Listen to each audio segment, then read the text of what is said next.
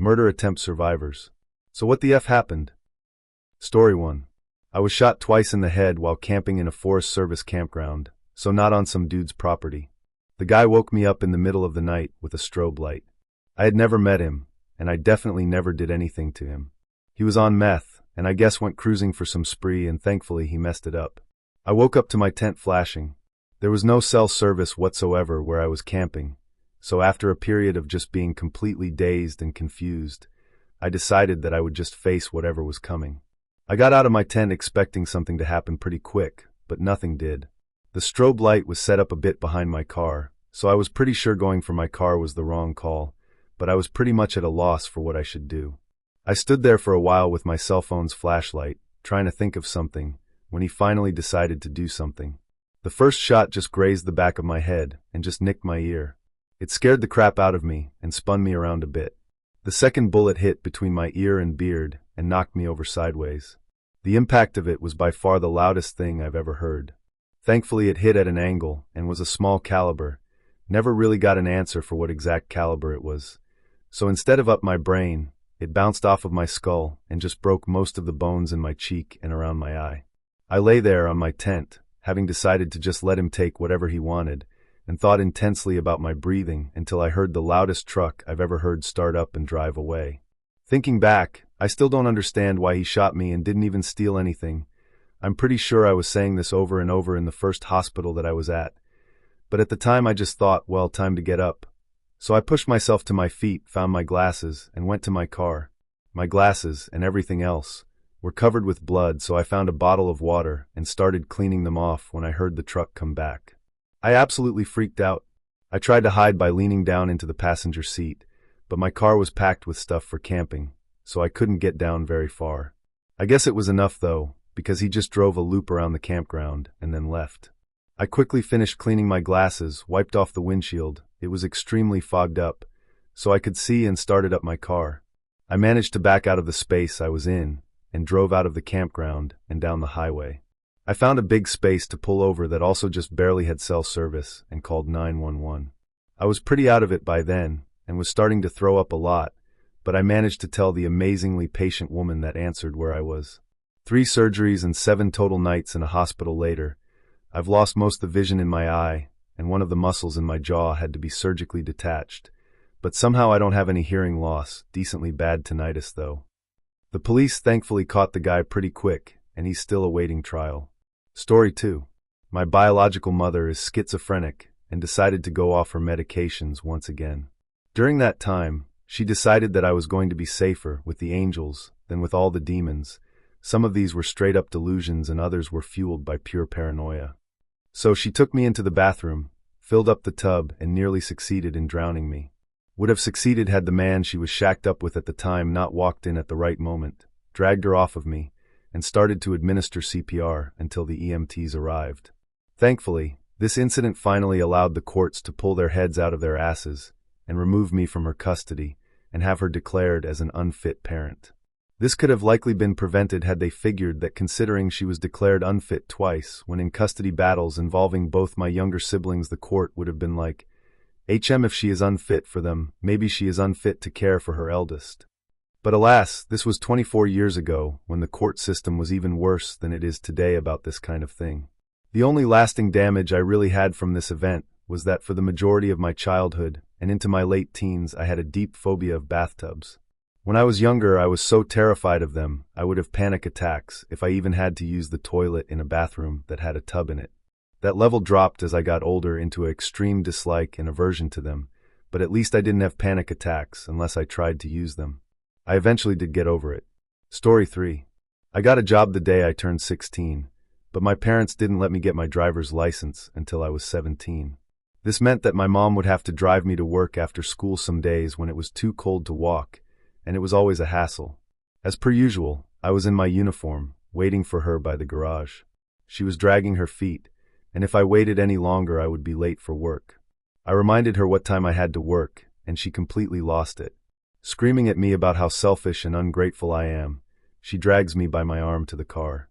Barely letting the garage door open, she took off down the suburban residential road, easily doing 70 miles per hour. I was scared. She was screaming and driving like a crazy person. Maybe 500 feet ahead of us, there was a truck stopped at a stop sign. She was still driving incredibly fast and not looking, staring me down while screaming at me. She was about to hit the truck. I grabbed the passenger handle and yelled out to her, "Stop. You're going to hurt us." I'll never forget that specific moment.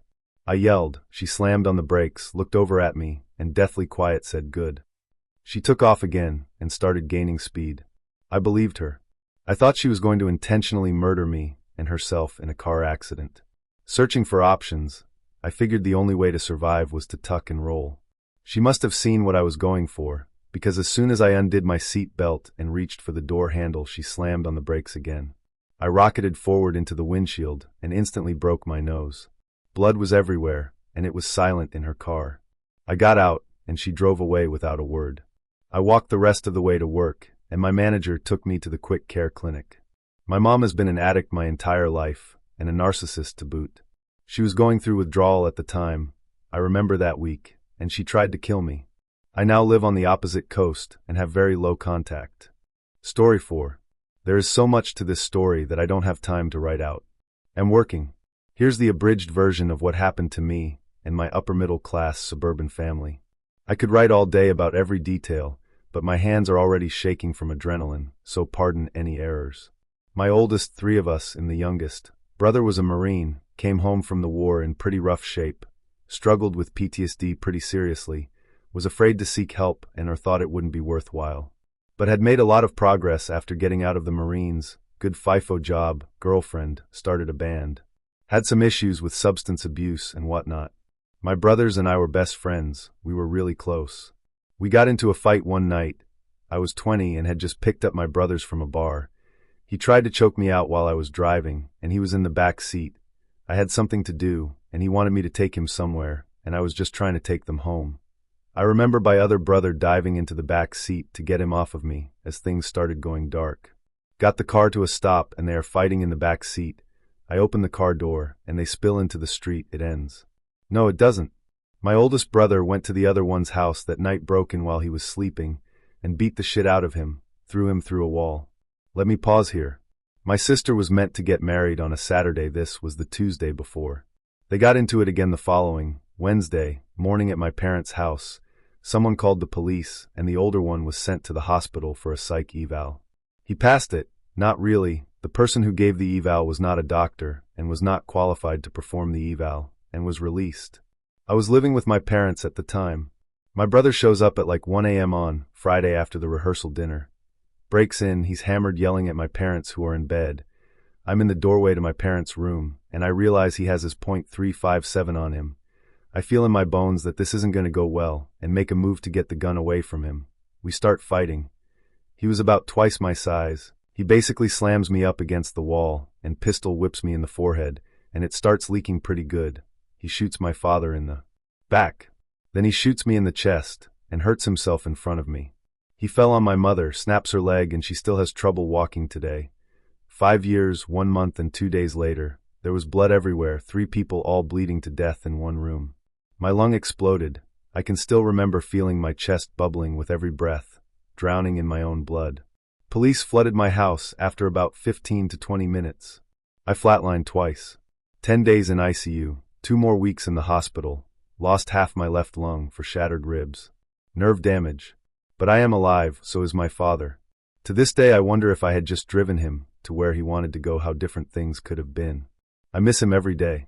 He wasn't an evil person, he wasn't a bad person, he just needed some help. We now run a nonprofit in his name. Story 5. My abusive mother went crazier than usual and had a complete break with reality when we were snowed in alone for 3 days. On day 2 in the afternoon, she started talking about suicide and how we were already dead and stuff. We all need to get it over with. We need to eat the dogs. WTF, we had food. Better we die fast than slow. When she went outside to look for some twigs, wood stove and converted school bus parked in a mountain area, I hit all the sharp objects. She comes back in with this weird look in her eyes, like they were just empty, nobody home, and demands that I bring her the sharpest knife I can find. I pretend to search while trying unsuccessfully to talk her down. She gets more and more angry, refuses to tell me what she wants the knife for, and eventually I offer her a spatula since she keeps insisting she needs something with a sharp edge. She knocks the spatula out of my hand, calls me a useless bitch, and starts beating me up. I just let her hit me, because I was hoping that would satisfy her enough that she wouldn't harm the dogs or keep looking for a weapon. She finished slapping me around, yelled some more, kicked stuff, threw things at me, and stormed back outside. Came back in maybe 10 minutes later, calm and collected. Asks me if I want lunch. Like nothing had happened. We were rescued late the following night and spent the rest of the winter in a homeless shelter. I was 17. The dogs were fine. They were fostered until my stepdad found us a rental. Mom had in the past choked me, beaten my head on a concrete floor, and threatened me repeatedly with hammers. Said she'd bury me in the woods and tell everyone that I ran away, but I'd never seen her eyes empty like that before. Usually she was either raging out, or she had this dark joy in her eyes that showed she was enjoying hurting me. I turned 18, joined the Navy, never looked back. Story 6. When I was early/mid-teens, I was walking through the neighborhood with 3 friends, and an old man in a truck slowed down as he passed us and gave us a hard stare. He pulled over just past us on the little side road we were walking on. As we continued on our way, he got out and started following us. Honestly, I thought he was just someone in need of directions. We walked to the end of the road where it intersected with the main road, and there were lots of lights, just erring on the side of safety. Safely under the lights, I walked over to meet him, still thinking this old man, who looked like Santa Claus, was in need of some kind of assistance. He walked up to me like we were going to have a polite chat, but he was difficult to understand. Maybe an accent, maybe mumbling, maybe just old. I leaned in closer to try to understand him, but then just sucker punched me in the jaw. It hurt, but I didn't go down. Turns out he was drunk. Drunk and angry. The nearest home to our location was a family friend, so me and one friend went to her house to call the police, then returned to the scene. When we reached the scene, the old man was gone and his truck was left in the road running. My friends were by the truck, so we joined them. They explained that he had walked back to the truck, so they followed him, but kept on going into a nearby house. It was at that point he came out, carrying a shotgun. We quickly jumped into a small patch of wooded area and hid behind some large boulders while he began to hunt for us. Fortunately, at that moment the police arrived and held him at gunpoint until he dropped his gun and gave up. I still have no idea what prompted him to be angry and follow us. It seemed like it was just a case of him being angry about kids walking on his street. That irrational damn kids get off my lawn kind of old people anger that only old people understand. Story 7. We had hung out 2 weeks previously. Then I get an email. In it, he denounces me as a betrayer. He uses rape as a metaphor for how I used him. He trash talks my other friends. And this is only 2 weeks since the last time we hung out and got along fine. He tells me to see a doctor. I am confused and ask what he's talking about, and he tells me to go read contemporary American short stories. The cast reminds me of a woman he knew whose name had those letters, whom I had never met and never communicated with. Both her initials and mine are CDR/CMD, both of which could be seen as see a doctor. Then he proceeds to tell me that one time when we went to Subway to eat, I communicated with him via subtext that I wanted him to put down his old dog. How did I do this? First, because we went to Subway, which meant I was speaking to him in subtext. Also that it was negative subtext because it was eating away at him. Subway. I asked him to go grab my wallet in the car because I had forgotten it, and he interpreted this as me telling him to fetch, which meant I was putting him down like a dog, which correlated to me telling him he needed to put his dog down. After many emails back and forth trying to figure things out or make up with him, I give up and don't hear from him for months. Then at the end of April, there's a knock on the door, and there he is, wearing a tool belt with a claw hammer on it, claiming the landlord had hired him to fix some broken trim. I don't think we have broken trim, but at the very least thought this was an attempt to reconcile with me via talking, and that this was a ploy to see me. I let him in and we go upstairs to the kitchen. I lived with a roommate in a bi-level apartment. Kitchen was upstairs and roommate's room was back a short hallway attached to the kitchen. I go back to ask my roommate if he's aware of any broken trim. He shakes his head, no, and I head back to the kitchen. I get there and am immediately hit in the back with the claw hammer twice. Once with the claws, the other with the head. I back up against the counter, and the guy is waving the hammer in front of me. I start yelling for my roommate to get out here, and eventually he comes out to see this scene. The guy is demanding that I kneel on the ground, I assume for the coup de grace blow with the hammer. He is spouting about how he already called the cops on himself, telling me I'm a child attacker, amongst other ranting. My roommate, bless him, somehow talked the hammer out of the guy's hands after I had been punched and started to bleed all over myself. I took that opportunity to run to my roommate's room and try to lock the door so I could use the other door in his room to get outside and circle around to the landlord's place to get help. The guy barreled through the door I was trying to lock. Seriously, he broke the door into two and then started trying to choke me.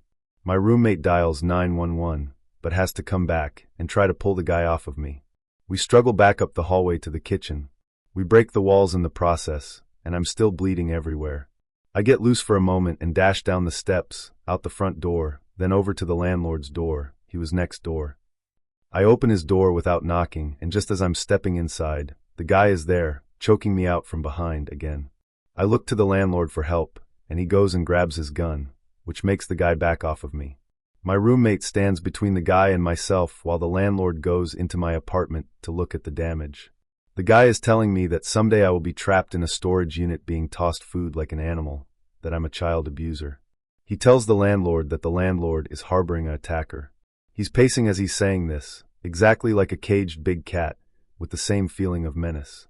Meanwhile, the landlord has seen the damage to his apartment unit and comes tearing back outside yelling at the guy who attacked me, telling him to throw a punch now that he doesn't have his hammer. The guy is basically pushed off of the property from the force of the landlord's anger. But not before he had the audacity to ask for his hammer back, which my roommate laughingly refused, it being evidence and all. The guy tells the landlord where the cops could find him and walks home. The cops find him exactly where he said he'd be. The aftermath is that I have an aching back for a few weeks, but with no permanent damage. He is convicted of aggravated assault and goes to jail. I spoke with his dad after the sentencing hearing and found out that his dad had found the guy sitting in his room talking to himself or giggling at things no one else could hear. He also sat in his front yard for 24 full hours, supposedly waiting for me to come hurt him. When I didn't oblige, he came to get me. Looking back at all of the signs before and after his snap, I suspect that paranoid schizophrenia manifested in him. I hope he gets the meds he needs, since he's sick, and as someone I really cared about I hope he gets better, but I don't think I could ever trust him again. Story 8. Long story short, my neighbor witnessed me witness him beating his partner. So he strangled me with one hand, tore my clothes off and slammed my head repeatedly into a wall with his other hand, and managed to break my foot in 3 places before I got away and ran on my broken foot back to my apartment. He spent several minutes attempting to kick down my door, but fled when the cops arrived. The aftermath was terrible because the police and court did not take it seriously. I've never found why, but the prosecutor decided against felony charges for what he did to me, and he pled down to a single misdemeanor for what he did to his partner. The assailant's partner lied to the police and said I provoked the guy by throwing a punch. Never happened, I never touched him and tried to run from him, and they reconciled and moved back into the building together, forcing me to relocate immediately for my safety. It took nearly a year to get a criminal protective order against him. The court refused to order restitution for my injuries and expenses, acknowledging that they must order restitution for new cases, but the date of my assault missed the cutoff for the new law by 2 days, so it's judicial discretion to decline. The cherry on top, the clerk rebuked me for being in an abusive relationship, except it wasn't even my fucking relationship. Then my own family took cues from the court and started to question my reality, saying things like, "But how to know he intended to kill you? He was probably just in the heat of the moment and wanted to scare you and got carried away. You're making pretty serious accusations and should watch what you say." Yes, because the onus was on me to charitably interpret the intentions of a guy who stripped me topless and choked off my airways while slamming my skull into a chair rail and crushing my feet to keep me from running. I couldn't find a lawyer to sue civilly for damages. They all thought I'd win, but wouldn't ever collect. Shocking, my assailant had trouble holding down jobs. So they passed, and then the statute of limitations passed. It's been nearly a decade, and I'm still struggling financially, physically, and emotionally. So that's my story. Story 9. When I was about 6 or 7, my mom and I were renting a basement apartment underneath this Pakistani family. We had been there for a few months when we started to notice that the wife looked like hell. She was clearly being beaten by her husband, and she looked so frail. My mom is a badass and loves helping people, so we started going upstairs to check on her. We had a set of stairs that went up to their floor, and we would wait for him to leave for work, go up the stairs, and make up some pretense to talk to her. Once she started letting us in, we saw that the fridge was literally chained shut and all the cupboards were locked. He was starving her and beating her. My mom was outraged, but this woman barely spoke English, had been in Canada for a couple months, and was terrified of the man. So every few days we would go upstairs, bring her some soup or whatever, and Mum would clean up her wounds. Well, after a few months of this, I guess he found out, and he freaked. Came to our door and screamed at my mother, told her to mind her own business, etc. My mum tells him to go fuck himself, and that she isn't afraid of a woman beater like him. Hell, she would love for her to try and mess with her. My mum used to be a biker chick. I've seen her take down a couple guys more than twice her size. He takes off and we think that's it. Try to go upstairs the next day, but now he's padlocked that, and she refused to answer the door. Now here's comes the attempted murder part. A few days later, we hear something in the middle of the night, but don't think anything of it. That morning my mom wakes up and feels weird, noticed that she slept in and had a headache. She was talking on the phone with her friend and described what was going on, and her friend freaked out and told us to get out of the house now. My mum scoops me out of bed, and we run through the kitchen and smell at gas. He apparently had let himself in and cut the gas line to the stove and took off with his wife. Cops came, cleared 3 blocks, and wouldn't let us back in the house. Dude got arrested, but his job paid his bail, and he moved back home with his wife.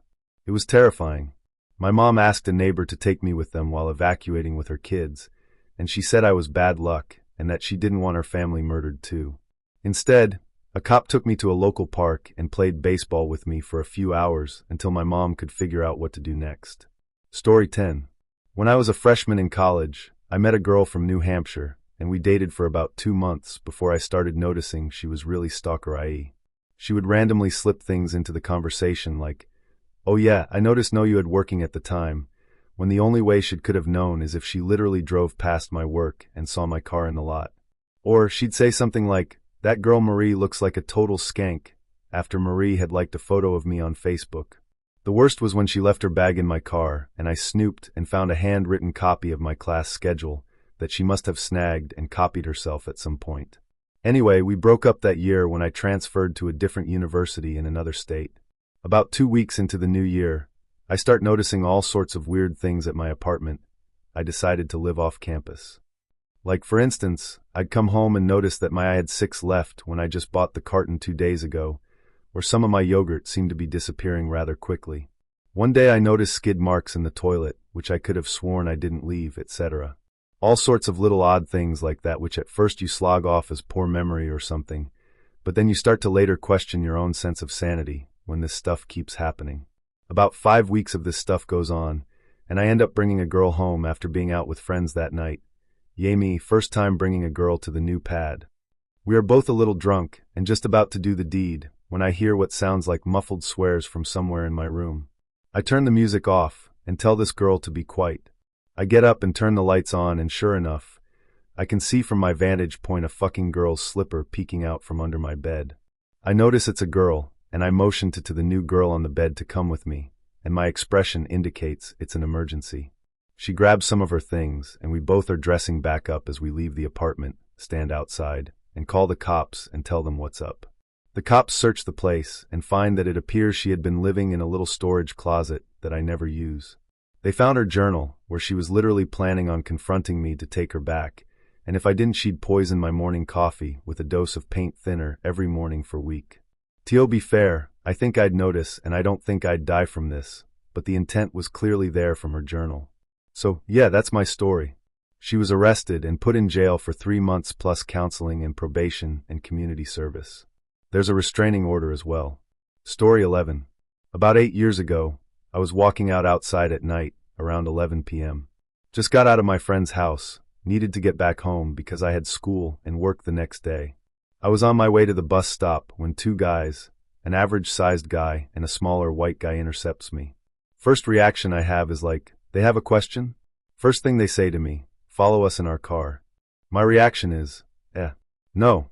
They start pushing me around, the white guy going behind me, pulling me using my backpack.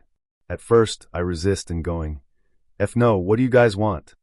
They keep pushing me and I keep resisting until the black guy pulls out a pistol out of nowhere and points it out at me. I freeze instantly. I follow them a bit, the car being just about 15 meters away. But even when threatened by a gun, I feel going in the car would have been worse for me. So I keep resisting. Don't know what I was thinking. The white guy pushes me on the ground and start punching my face multiple times, the black guy tearing my backpack, that I was holding in my hands, apart. Fortunately, the house next to us lights up and the owner gets out, having heard my screams. The two guys run to their car and get the fuck out. Shocked, I still think about looking at their car plate, and my memory literally photographed the moment. I still remember the plate to this day. The house owner and his wife picked me back up, cleaned up my face, there was some blood, and called the police. In the end, I had no sequel, although now I always get the chills when I walk out alone at night. For those who wonder what happened to those guys, I know the police got them on other charges, worse ones, and both are currently still in prison. Story 12. My mom was an alcoholic. When I was in 2nd grade, my mom picked me up from school drunk. She did this a lot. Probably every day. I was always scared, but my dad said I had to ride with her. Anyway, she rear-ends a bus as she pulls into the parking lot. A stop bus. Someone came out, and she had to talk to the principal. I don't know what was said because I wasn't allowed in. When Essie got out of the office, she was visibly heated. Like extremely mad. She grabbed me by the arm, and basically one arm lifted me, and threw me into the front seat. She told me she had been banned from the campus, and I would have to take the bus from now on. But she had other ideas and drove me home.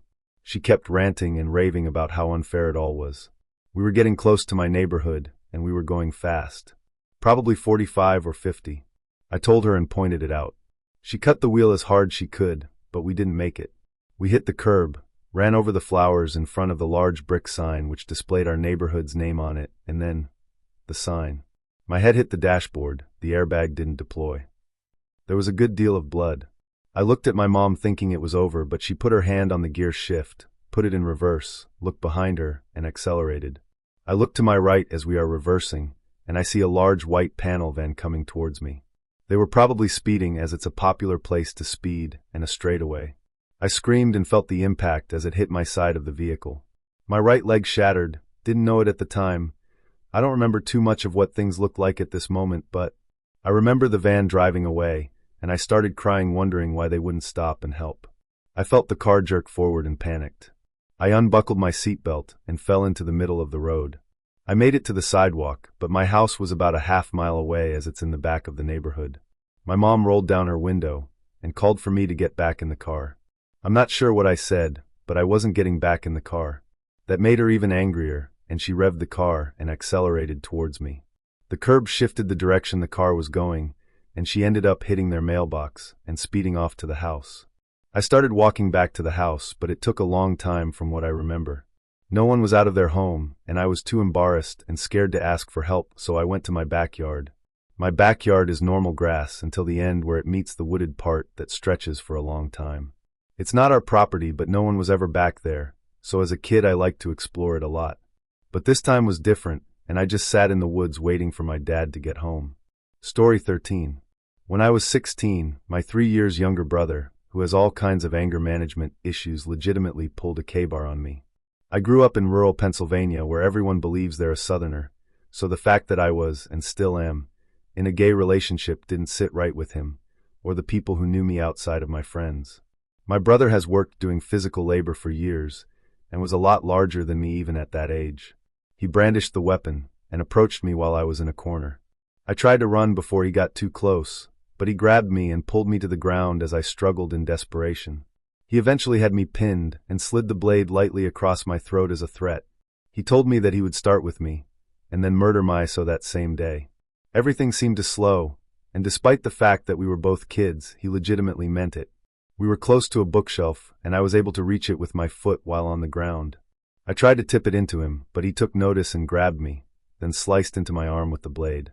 In the moment that he moved to keep me subdued, I was able to kick out of his grab and escape. I ran out of the house without shoes. I live 1.5 miles from the nearest neighbor. That immediately I called the police and made the mistake of turning around to see if he was in pursuit. What I saw was my brother holding a rifle on the porch, and I ran far enough to find cover. Luckily, it was only a BB rifle, as my parents were very vigilant about gun safety, so there was no way he'd be able to get an actual firearm. Worst thing that happened to me was a deep cut in my arm, and I was also shot 3 times in the back with metal BBs, but didn't even feel it from the adrenaline. I now live multiple states away from him, and to this day I haven't spoken since the event, even as I finished 2 more years in that house, and throughout every single threat he made to me. You could say that he wouldn't have done it, but this is a child that has attacked the youngest brother relentlessly, murdered multiple defenseless animals including pets, and is now a participating member of anti-gay and racist groups in my area. For everyone asking, the police showed up soon after, and I told them everything that had happened. The BBs in the skin of my back and the deep slice out of my arm were enough for them to determine that he had definitely attacked me, but the courts had only given him a misdemeanor assault charge since he was 13, and it was his first offense. My parents took a few of his knives away, but otherwise no family punishments because they felt that I may have provoked the incident, which is entirely untrue. I was also punished for calling the police on a family member, and that I should have worked out my differences with him. Story 14. The first guy I lived with was abusive. He had been physically violent towards his ex, which I knew about, and got us kicked out of our first place by grabbing a kitchen knife and threatening our landlord during an argument. My father was abusive towards my mom, siblings, and me, so I had a warped sense of normal. My father had kicked me out after high school, and moving 4 hours away with my ex seemed like my only option. Because of us getting kicked out, I had to sell my car to have enough for deposit and rent on a new place. So now I was in a new town, had no car, and things started to get volatile. We argued like crazy, and sometimes it got physical. It was ugly. After about a year living in my ex's hometown, we moved back to where I am from because my father claimed he was dying. 12 years later, he is still alive. Now my ex had lost the big factors that gave him control. I wasn't isolated from people who knew me anymore. The physical violence got worse. He would scream at me, inches from my face, berating me until I slapped him to shut him up, after pleading, crying, and yelling at him to stop. He would go for hours if he had to, and once I raised my hand to him, it was on. He would beat the crap out of me. Once, while his brother and brother's girlfriend were visiting, my ex started in on nagging me as soon as I got home from work. The kitchen was a mess, and he wanted it clean. He had been home all day while I had been at work, but fuck logic, right? Ex's brother and GF left to go on a bike ride. Once they left, the fight escalated. He followed me as I went into our room to change into my robe, ignoring me that I was just going to shower, and then I would clean/make dinner. He was being nasty and cornered me near the fridge, and I raised my hand but didn't hit him. It didn't matter. He slammed me against the door behind me. The doorknob dug into the small of my back. He got me on the ground. He was kneeling on my chest and strangling me, looking me dead in the eyes. I could not get a breath, and I was certain he was going to kill me. Then his brother walked in. He had forgotten his wallet. My ex got up, grabbed his keys, and sped off. His brother didn't help me up or comfort me. He asked me, "What did you do?" That whole family was so messed up. Within the year I caught my ex out for cheating, and he left me to move back home. I am so glad he chose to leave rather than having to extract myself from that situation. I honestly didn't even want it to be over when it ended.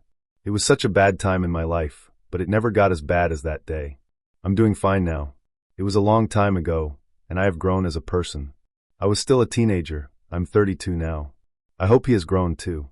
We were a volatile combination, and I had faults, and there was blame to put on me too. But to my credit, I never tried to end him. Story 15.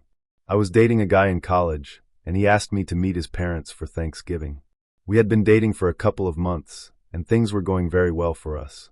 My parents told me to be careful as I would be traveling from Florida to Pennsylvania, over 1,000 miles. I was 18 and brushed it off. I thought I could handle anything, and I was just so excited for a week-long vacation. The first few days went really well. We visited different towns and parks. That was until the second to last night his mom had a mental breakdown. I found out late that my boyfriend had told his mom that I wasn't a great person, and he didn't like that I wasn't friends with all of his friends back in Florida. He made up stories to get her mad and enraged. I remember that night his mom told me to stay at the house with her husband, and she was taking my boyfriend out to talk. There I was alone with his dad. He was kind of off and just staring at me. He began to cry and kept apologizing to me. He said that I really shouldn't get involved in this family because there were so many issues. Tears fell down his face as he told me about how his wife was manipulating and financially bankrupting him, how there were multiple rapes from members of her family that he had to keep his mouth shut about. He was so broken and was just sobbing. Then the door swung open. My boyfriend's mom and him return home. She's enraged, and he stands behind her with his arms crossed and laughing with an evil grin. She runs at me on the couch and begins to shake me, and she threw me to the ground. She screamed that I was demonic, evil, and trying to ruin her family. I was frozen as I saw my boyfriend encouraging her and laughing. She ran to the kitchen and pulled out a steak knife. I ran upstairs and she just missed stabbing me in the back. I slammed and locked the door and put the dresser in front of the door. My heart was beating out of my chest, and she continued to stab the door with the knife until the knife finally snapped. I ran to the window, and it was screwed shut. Time stood still in that moment. There was wire barring on the window, and I couldn't get out even if I broke the window. They had trapped me and I was panicking. There was literally nowhere to go. I got my phone out, and there was no service at all as we were in a pretty secluded area. I got on Facebook and messaged my family telling them that I loved them and I was sorry for come to this trip. I couldn't even get the words out. My mom said she had been trying to call me, but it wasn't working.